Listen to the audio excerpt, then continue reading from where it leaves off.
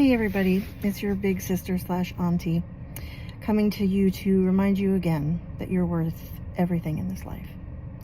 I was just reminded again today that anyone who is here in this life to misunderstand you doesn't need to be in your life, doesn't deserve to be in your life, and doesn't deserve to have access to you anymore. And I had to learn it the hard way. And yes, I made the mistake with the same jackass again. Because if you were here for the first two, you know I'm an idiot for trusting him or believing in him.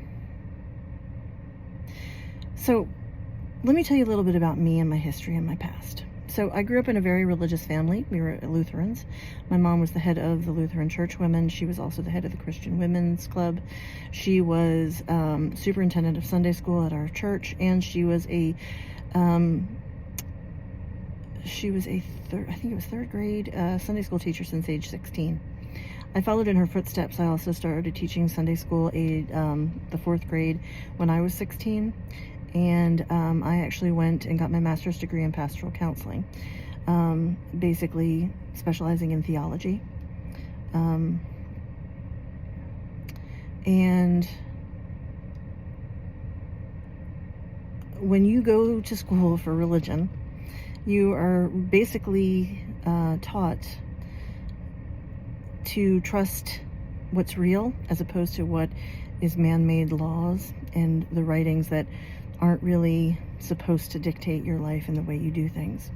It took me a lot to deal with that because I struggled with it so hard. I wanted to really trust that what I believed my whole life was what I believed, and I wasn't going to judge it or question it or anything. And that's actually not the point of theology. That's not the point of religious studies.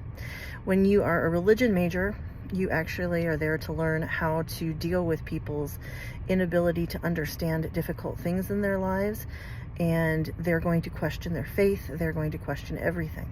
That's just how this works. If you don't have an active faith, and you're not questioning things, and you're not fighting your own nature at times,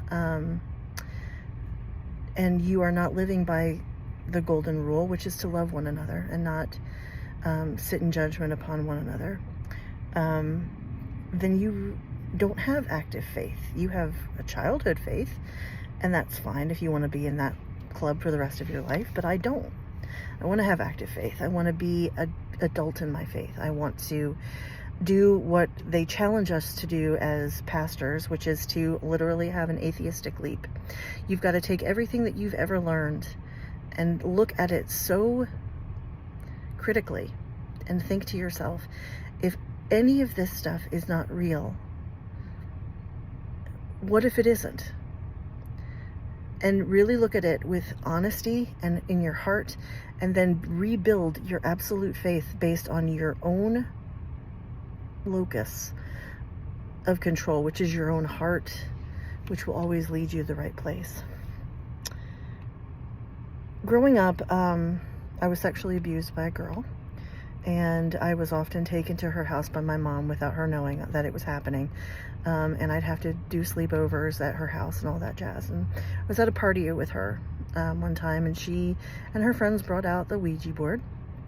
And being 13, you go along with it, and you say, okay, well, I'm going to do this because it sounds like fun.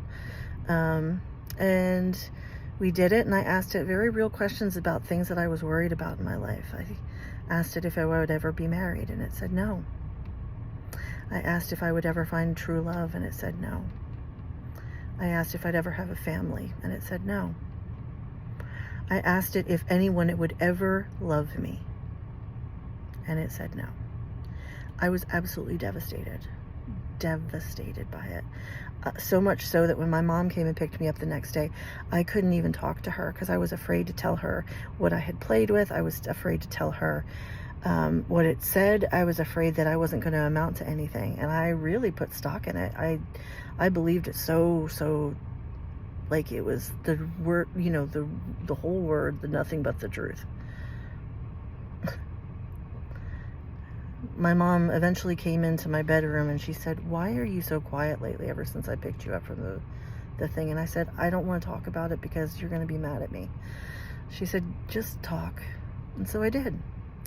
I told her that we played with a Ouija board. I said, I feel really bad about it. This is blah, blah, blah. And she goes, you know what, Anna? You do know those things are kind of psychomotor driven at this point. If anyone wanted it to say things that would actually hurt you or make you feel bad about yourself, they're going to do it. It's not really real. It's a game. And it is a game. And we put a lot of stock in stuff like that. I'm not saying that magic doesn't happen. I'm not saying that things that we can't understand or we won't ever be able to explain aren't possible. They are. They are. I've seen them myself. But the truth of the matter is I put so much stock in something that wasn't real. And my mom said, I love you. It's part of you understanding that you are the person who determines your fate. You're the person who God put on this earth to have free will and to make decisions that actually put you in your life, living as He has requested you to do, which is to love one another. And I do. I love way too hard. And I love people that don't deserve to be loved. And that's just who I've always been, much to my chagrin. Anyway, growing up, I always remembered that party, that experience. And when I became an adult, I made a decision to get a planchette, which is the device that you use on an Ouija board. I made a decision to get that tattooed on my body to remind myself of that conversation with my mother. And to remind myself, because it's placed on my back, directly where my heart is, that I will never need anything like that to determine where I should go in life. That it's basically my heart that is the only thing that makes any sense or makes any difference in this life. And that heart was given to me by something divine. And I will never, ever apologize for that. It is a reminder there to me to not put stock in things that aren't real. And it's a reminder to me to trust that I'm here for a reason and for a purpose. And once again, I was judged for it. Again. By someone who apparently doesn't read his Bible or only reads the word of Paul as opposed to the word of Jesus. And I know that everyone wants to say, well, Paul spoke through Jesus. Did he? I mean, I know he had a lot of important things to say, but the truth of the matter is we were told to really trust in Jesus's teachings.